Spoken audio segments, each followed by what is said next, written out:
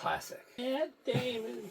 Was Team America World Police. I mean, it's one of the greatest pieces of art I've ever seen. My name is Darth Lydius. Hello, welcome and bienvenue. So TV today. Yeah. Well, on that subject, TGIF. You're old enough to have grown up with that. Funny you should say that. What a good non sequitur. You know what I was thinking about? It's Saturday, and we're talking about healthcare. Thank I'm thinking goodness about it's Friday. Yeah, I remember it.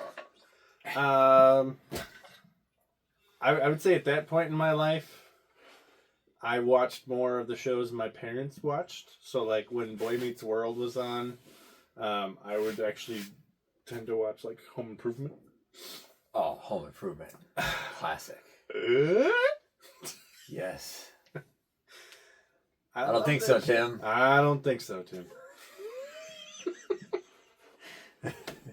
So good. More power. Can't do that one, but.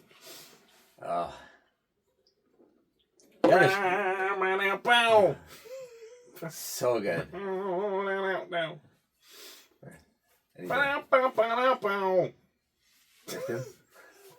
Wilson. Oh, you guys had the greatest insights too, of the weirdest things. Mm-hmm. But it's like you walked away learning something that you never knew you wanted to learn about or that you need to learn about. But Wilson always had something for you. Yeah, and I mean that was during the late '80s through the '90s, even the early 2000s. Like there was a never-ending string of sitcom dads that were just complete and utter buffoons, and it was like, how could they actually function in the world, make money, have a family when they are absolutely this moronic? Yeah. And obviously, Tim Taylor does some of that stuff, but he is also a good husband. He's also a really good dad. He's a good neighbor. He's a good friend. He employs a lot of people through his show. Absolutely. So I think there is a lot of redeeming qualities there versus like a Homer Simpson. Come on, he's got redeeming qualities. Yep, there you go. I mean, he worked for the same company for a lot of He years. sure did. Might have been a stint where he left and then went back. But I Nuclear mean, power plant. Did you you work know. for Duff Beer for a bit? I think that's what it was. I haven't watched all 38 seasons. Yeah, no, I've lost track. No, but I think that's something that definitely the old sitcoms, that's something that I feel like it's been hard to find, in modern TV is the wholesome characters, the story arcs, the real life. Yeah. Not this heightened, dramatic, extreme, like the more just real everyday life things that people go through and ways to navigate those things. I think, as you mentioned, Home Improvement, like in Tim and his character arc, and then you look at like Al as a friend and how he shows up and supports him, and just the different highs and lows of a family going through heartbreak, death, loss. Yeah. Didn't Randy get cancer at one point during the later seasons, I want to say? Now, I remember that being like a big emotional arc during like season 9 or something. That seems right. Maybe seasons 5 or something. I don't remember how long it was on. But that must be, and just the, like facing real things. Yeah. I mean, even as simple as like an angry teenager lying to the parents and like sneaking out or doing something they're not supposed to and then getting caught, or not even so much getting caught, but like getting confronted, and how's that handled? Yeah. That's something that,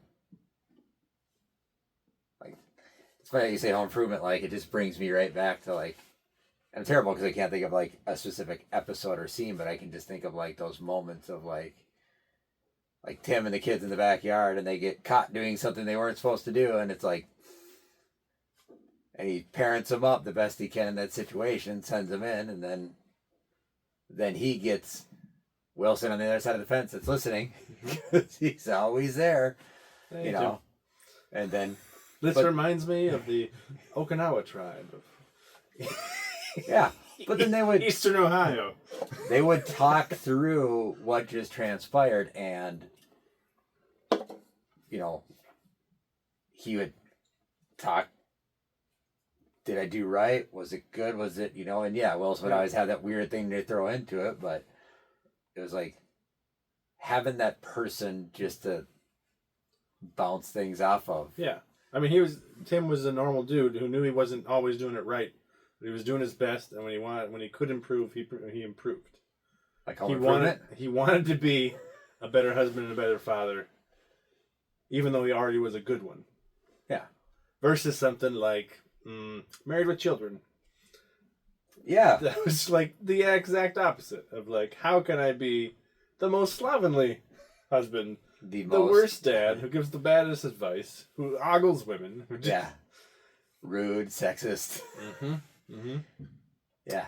That would be the opposite. I mean, and that's just I never watched much of that as a kid. such a far cry from like My Three Sons or I Love Lucy or the Dick Van Dyke Show. Oh, gosh. Or, even Mary Tyler Moore. Like, she wasn't married, but just the people were real. They were more normal. Yep. So I was glad to see that kind of come back. I think they've had a good stretch lately. I think. I mean, I hesitate to say that Friends was normal. I mean, they were, but not really. Like, how many young people could afford that apartment in New York on their salaries? That's fair. That's fair. I mean, there's definitely some things about it. It's like, that's fair. But I do think, once again, just the friend group and the ever-changing seasons of that and the dynamics between them was very real and relatable, you know? And, you know, friends having fallout and fighting and supporting each other. It's that same thing that just, like, that's what we grew up on with built character and values.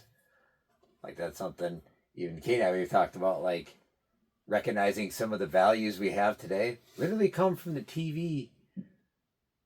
Like, she talks about all the time that one of her most prominent parenting figures is Danny Tanner. She's like, but she grew up with that, and like the way he showed up, he cared, and obviously it wasn't your normal family dynamic, but how they stuck together, how they got through tough times, and how they navigated that. Yeah. And obviously there's been some fallout, but Cliff Huxtable with Bill Cosby was another fantastic example of what a father could be. Yeah, and I think so often in media and stuff today, something comes out about an individual, and then it tarnishes a product, which I think there is a whole slew of people that worked on that product, not just that individual. And the individual represented on screen was a different individual than the person in the real world. That's what actors do. That's what actresses do. That's what makes them who they are and makes them great, is that they can go in and be these different people. So I still appreciate the values and what was built out of that as a Cosby Show. Like, I do. Yeah. Do I support negative real world things that have happened with an individual? No. Of course not.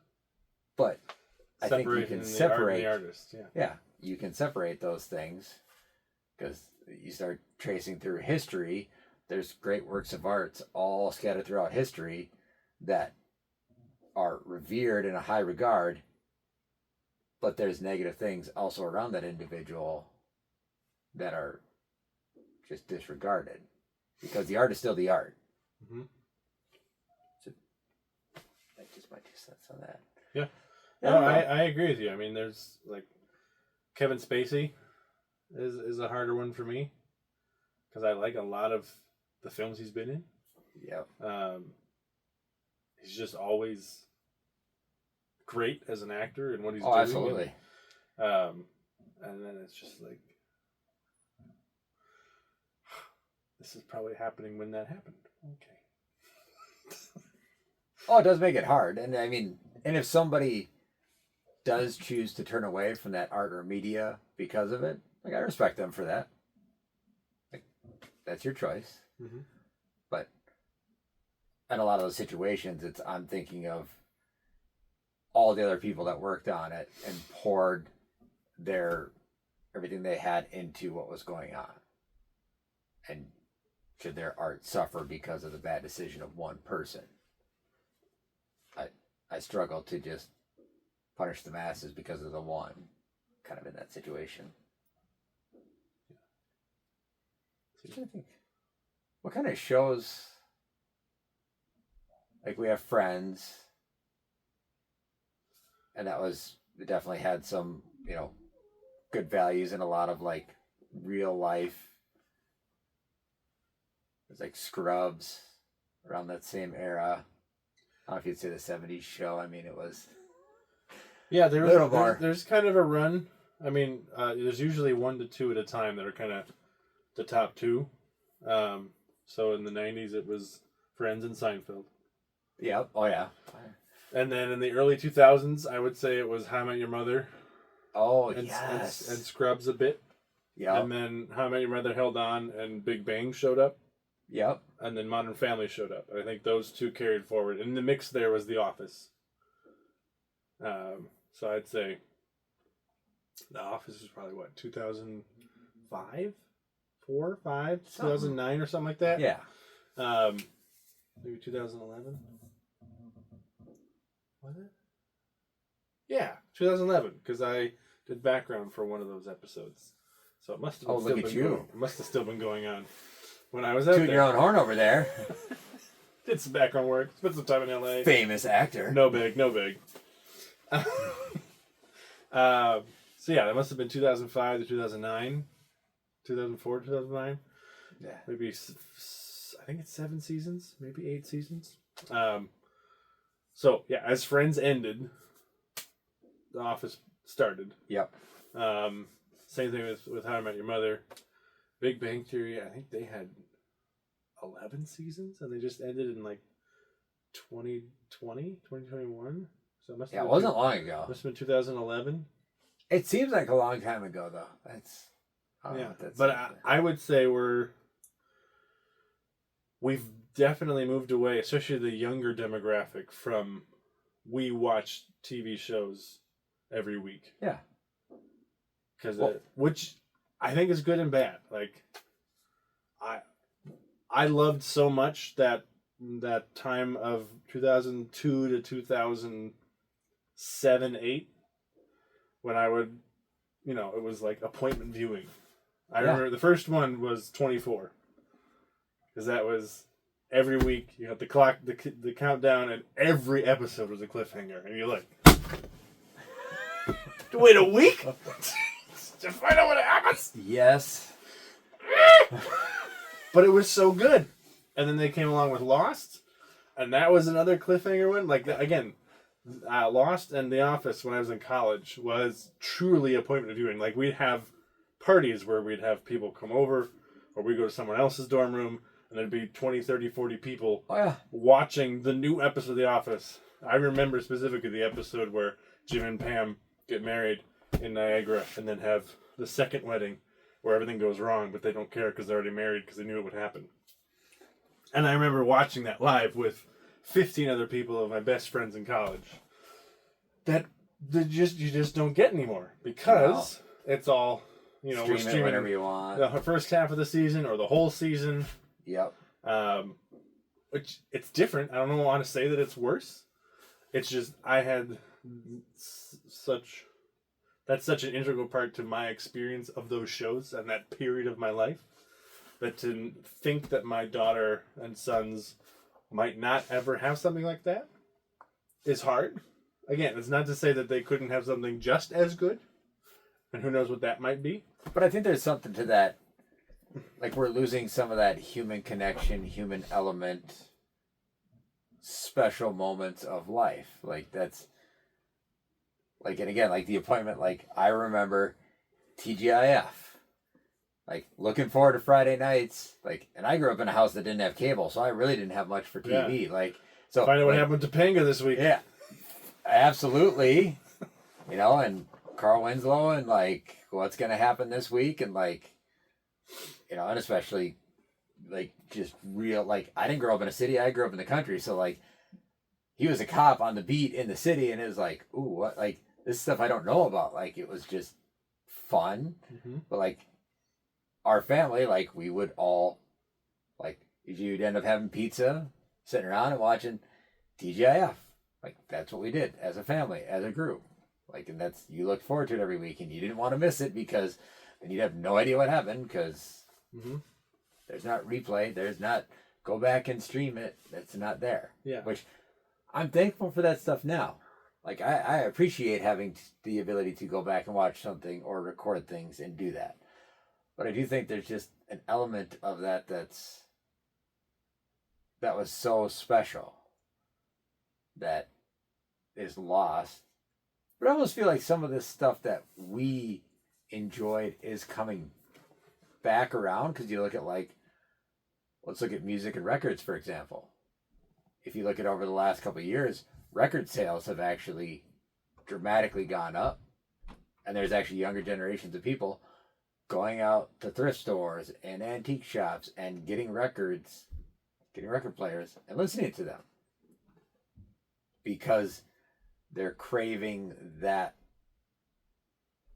I would argue, that that nostalgia, that the things that they've read about, they've heard about. So it gives me hope that there's a chance for some of these things to come back around. Yeah. And I have seen some of the streaming services where they don't put out, oh, here's a whole season or here's half a season.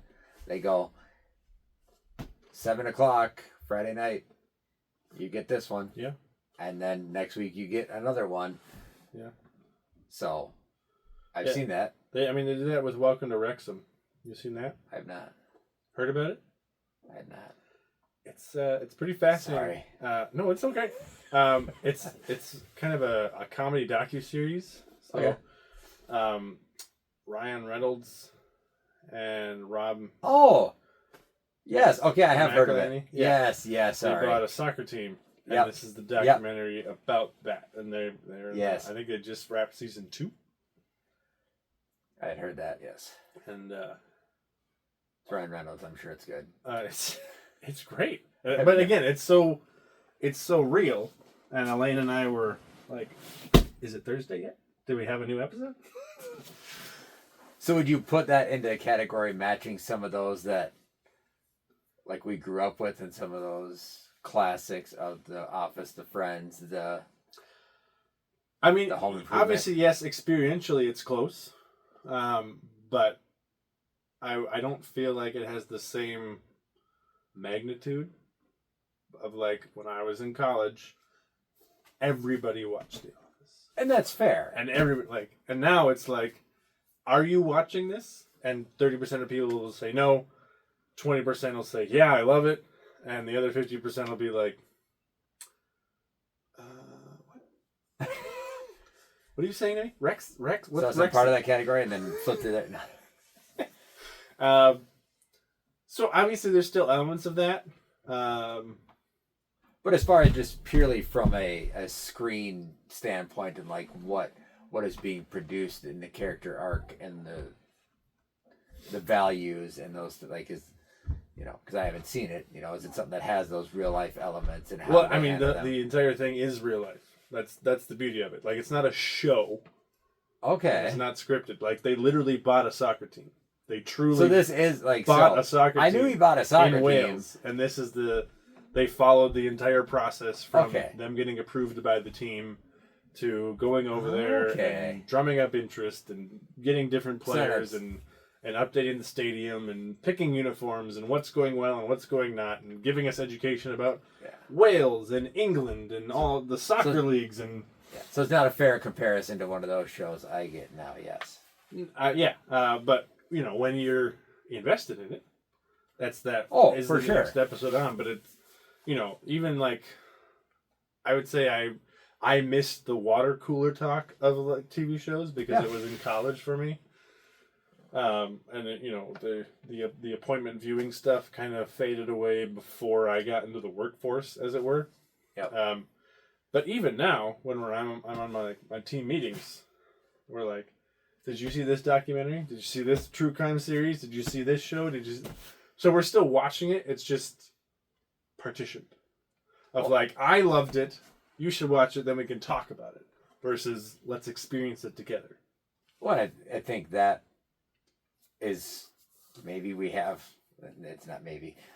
We do have a abundance overload of options of things. That's also another challenge I think we run into now versus what we had then, which the box is open. We're never going back. But you get on the team meeting, and there can be 10 of you, and you're all going to have a different thing that you're watching, saying, "Hey, you should watch this." Mm-hmm. It's not like when The Office was on.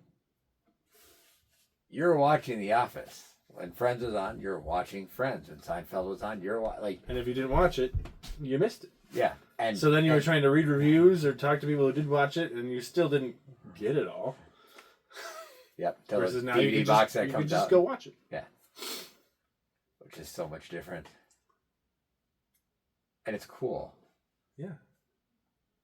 I think that there is good to that, but I think I still miss some of that. There's just such fond memories around it. Like, I didn't have the college experience like you, but I definitely had, roommates at times in different groups and watching, not the cool college experience with like 15 people, but, nonetheless. Mm-hmm. Well, I mean, this might still be a thing. Obviously, I'm not in the youth, high school, college scene. But going to midnight showings was an integral part of my middle school, high school life as well. Like, we have an ultra screen near our place, Marcus, that was built essentially to show Star Wars Episode 3.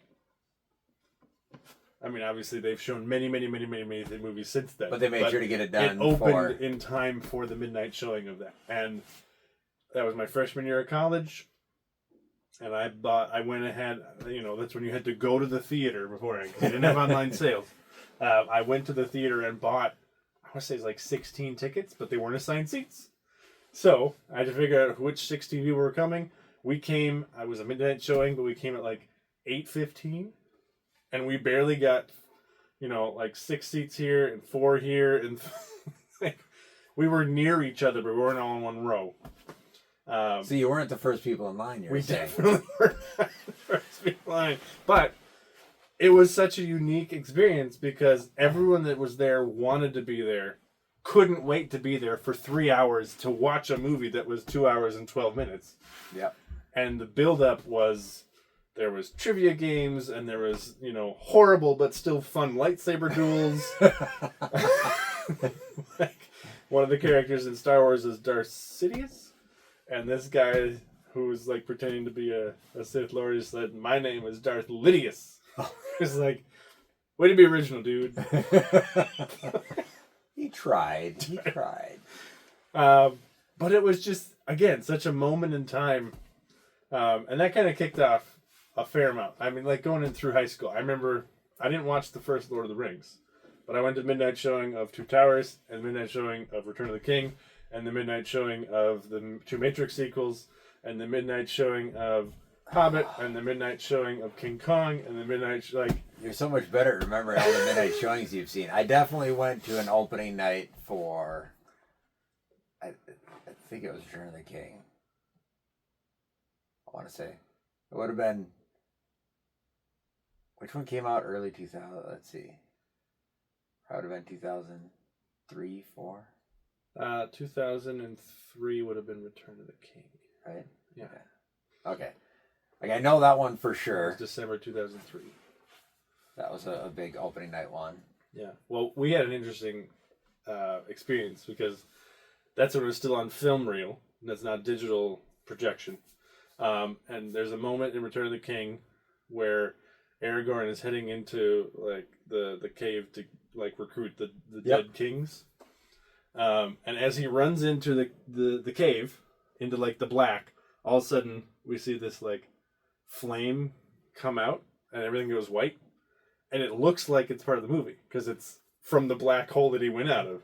And then all of a sudden we see with the loose film. Like, what? Because this is just before the final big battle where he gets the kings Everything's been building up to this win point. the fight at Minas Tirith. We're like, what is going on? We just see the...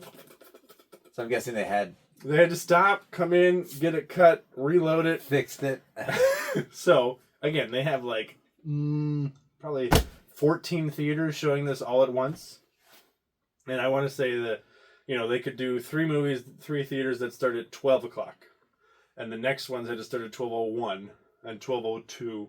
Yeah. Because they couldn't do it at 11:59. Now they have midnight showings that are like the Thursday before at 9 p.m. Right? Which is, more convenient, but it's a different thing. It is. So, I had friends in other movie theaters who were done at like 3:20 in the morning. And it was almost a 15 minute break to get this going back up again. So people, went out and moved the bathroom or whatever. So at least you get an intermission if you need to use the bathroom. They're like, T9 texting on our flip phones. They'd be like, where are you? But we weren't done yet, man. Oh gosh, no. That's a fun experience, but that's the fun of that stuff. Yeah. I still think I can still like. There's just something that I haven't really experienced in the like. There's something to the opening movies, people wanting to be there, and like all coming for that thing. Yeah. Like to this day, still one of the greatest movie experiences I've had as a like engaged crowd was Team America World Police. I know. Uh-huh. Matt Damon. America! But we all knew what we were there for. And the crowd engagement and laughter and was just the rolling laughs and the just enjoyment and like it was like a performance like this is claymation performance and it's like you're almost as engaged if like you were seeing a play on stage like and just and I can speak to how special it was because I may have gone back with friends and seen it more than once and it was not the same at all. I'm so lonely inside of the walls. It's kind of silly, but not really.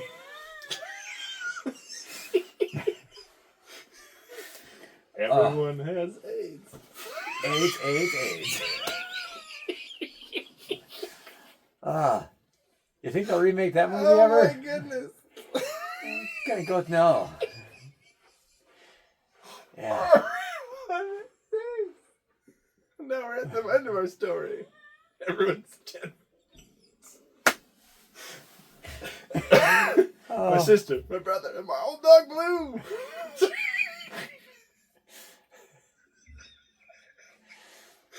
I haven't seen that since probably freshman year of college. Oh, I couldn't tell you last time I saw it. Oh, man. But you can still remember plenty of lines from it. Some are you'll never forget. Wow. Yeah. I mean, that's how I feel about Anchorman. It's one of the most quotable movies of all time. I can probably quote 80% of it start to finish. I've seen it twice. But we just spent so much time quoting it through college. Oh, yeah. That it's just in there. Yep. What's your name? Lanolin? Lenol? Lenol? I don't believe you. Oh my goodness. Everyone has AIDS. Oh, I remember when they started singing that, just like, what is happening right now? And then it just keeps going, and you're just, whether you should be or not, you're laughing, dying. Because wait, Commentators down to say them. Dang, yeah.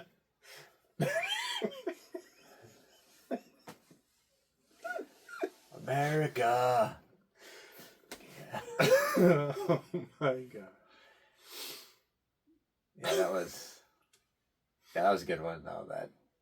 But experiencing that opening night and then going back like it wasn't the same.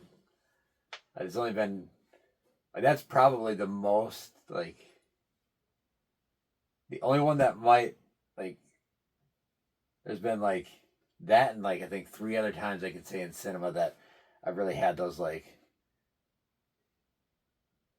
real like awe-inspiring like those are moments that like 2 of the other ones were they brought Elf back in to Marcus Theater. Mm-hmm. They did that, and that was like it was a $5 movie. This is after Elf had been out for like 15 years. So it's not like it's a new movie coming out, but anybody who's going to see it wants to go see it. So the quoting of scenes, the laughter, just the like, that was special. Mm-hmm. Even more special than that was when they put Princess Bride back in theater. That, because I think we ended up next to a couple people that it's quite possible they had never seen it. And it was like they're seeing either that or like, I don't know, but it was like they're seeing it for the first time. And the added enjoyment that brought to watching that movie, like it's already one of the best movies of all time.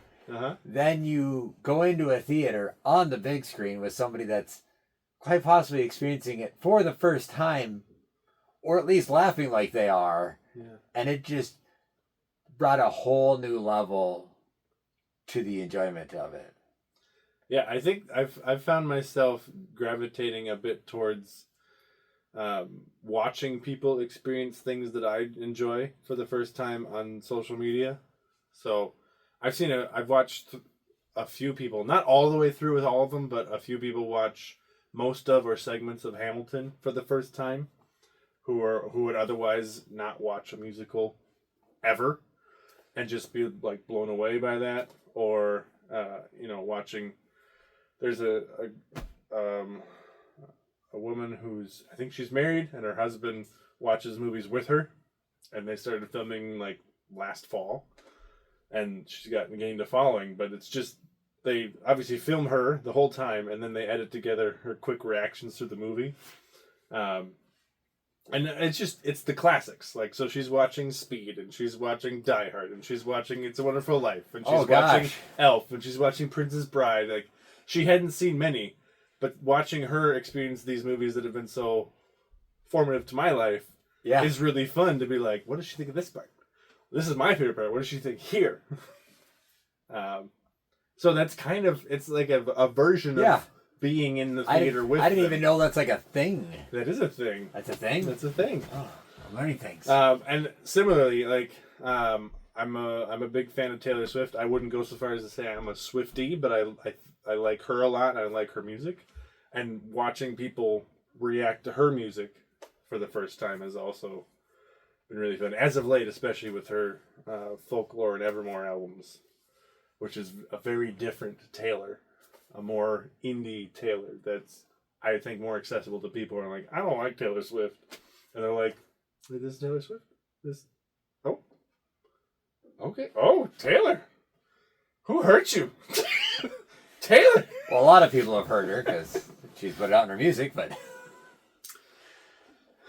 I don't know that I could even name any of the songs from any of the recent stuff. I just don't listen to like the radio anymore or anything, and like, she's not one that's been on my radar. So. That's totally understandable. But her Folklore album is probably my favorite of her entire discography, and most recent one was Midnights, and then she did Folklore and Evermore, so like sister albums. I think she released them like 5 months apart. She recorded both of them during the pandemic. Like she had nothing else to do, so she's like, let's just get really good. So she wrote a lot in the studio with Jack Antonoff, and a couple other people, and then she brought in Bon Iver on a song. It's just really good. Anyway. Yeah. Again, watching people react to that No. for the first time when I'm like, this is my favorite line in that my favorite song. Oh, yes, it hit them too. Oh, it punched them in the gut. Okay. We experienced that the same. That's good. No, I think that's, and so there we hit on something that I think is, I'd say it's fair to say that can be a net positive for, some of the modern world that we didn't have when we grew up. Well, we didn't have anything like that. And I think it's that, as you mentioned, kind of harking back to that connection. Yep. We don't have a space to communally come around this media anymore unless you're in a theater to watch Hamilton or something, or you go to a theater. But even then, it's not with a large group of friends. But if you find someone that you enjoy online, Yeah. or you find a community of people who are like, we're all Taylor Swift fans, and this guy who's never heard of Taylor Swift before is listening through her entire discography, which did happen. Let's watch this, and it becomes kind of appointment viewing, because they're like, when's part 3? When's part 4? When's part 5? Yeah. When's part 6?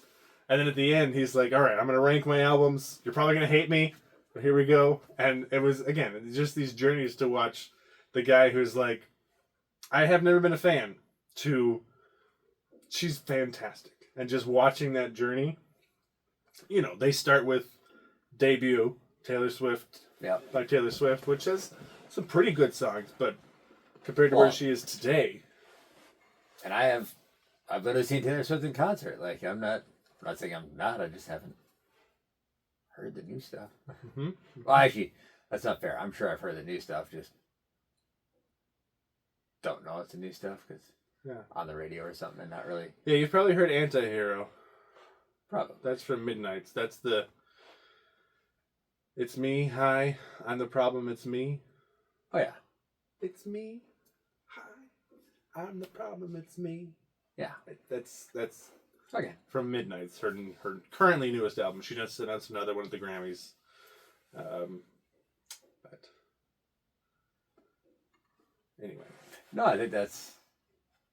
Yeah, I hadn't really given much stock value in that because I haven't watched stuff like that, but there's definitely different reactors in the music scene that I definitely will watch and listen to just for their thoughts and takes on things for sure. Yeah. That I never really thought about, that is kind of on that same vein and does build some of that, they give, some of the stuff I watch, it's a little more like giving their perspective or insight on it, but also just their reaction to that media. Yeah. And how it, definitely some of the, I've always listened to a fair amount of rap in my time, and the rap world is filled with the diss track stuff. So one of the people that he's always reacting to people going back and forth, and I don't really necessarily listen to the diss tracks or the songs. I just enjoy him listening to it and then giving the insight around what they're saying and how lyrically they dissecting it, but then also just his genuine reaction when a verse or line is dropped and he's just like, what? And then he stops it and breaks it down, and it's a little education with entertainment. Yeah. Yeah. Yeah. Now I didn't know that there was reaction to old movies and stuff, so that might not be good for me, but I mean, she edits them down. There might be a Patreon where you can pay them to watch the whole thing if that floats your boat. But no, I'm not. The videos they edit down to she watches all of Princess Bride in 4.5 minutes or something, and it just jumps to the different important scenes. I don't know, Seals. Oh, okay, she's okay. Oh, he's not left-handed.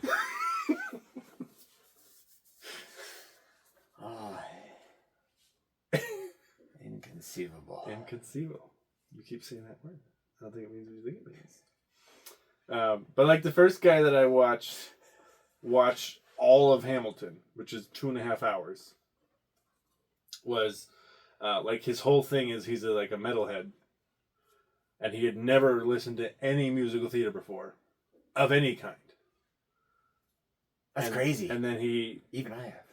there was they did the Battle of Yorktown, which is when America wins the war, live at the Grammys or the Tonys. I think it was the Tonys. So the original cast does this song live at the Tonys, and they obviously show it on TV. So there's a recording of it, because this is before, or it might have been just around the time that they released the whole musical with the original cast on Disney Plus. They filmed it. So the only thing that anybody had seen prior to that being released in Disney Plus was the music, the album, or this scene from the Tonys. So someone recommended that he watch this. He's like, I don't know what to think. I mean, someone told me this is about Alexander Hamilton. I literally know nothing about him except for I think he's on one of our bills. And let's go. And at like 25 seconds in, he's like, what? What? Is this how all musicals are? Like this? And then, like you were saying, he stops along the way. He's like, the bars, dude. The bars. Gotta start a new nation. Gotta meet my son, Hamilton. So, I mean. So now you're saying you want me to watch Hamilton and record myself? Definitely want you to watch. Is that what you want now? Have you not seen it? What am I supposed to say right here? No would be an appropriate answer if you haven't seen it. The answer is no. I feel like I'm in trouble. Are you a fan of history at all? Well, I don't want it to repeat, so yeah, I am. Okay. And you're a fan of rap and hip hop? Yep. Then I think you'd love it. It's fascinating what he did with it, Lin. It's just so lyrically dense, thematically dense. He does so many musical callbacks to different songs and motifs and characters, and Well, you can't tell me everything. it's just brilliant. And the more you study it and think about it and realize what he's done, the more intricate it is. So, watching it the first time is one thing, but to go back and watch it again, or listen to the music after you've seen it, and really dive into everything there and pull it all apart, and again, hear the bars that he uses, and I do love bars. it's just incredible. It's amazing what can be done with lyrics and tying things together. Yeah. It's one of the greatest pieces of art I've ever seen. Unequivocally, not being hyperbolic. It's truly, as someone who loves musical theater, loves music in general, loves history, bringing those three together in that way, mind-blowing how he's able to do what he did. Yeah, you were saying your most impactful or most memorable time in the theater was Team America? It wasn't that it was like the greatest movie by any means. It was just the engagement of the crowd and the way they reacted to the whole thing. Yep. For me, that was The Force Awakens. I mean, because Episode 3 was its own entity. Yep. But that was the end of a trilogy that people knew was coming since 1999.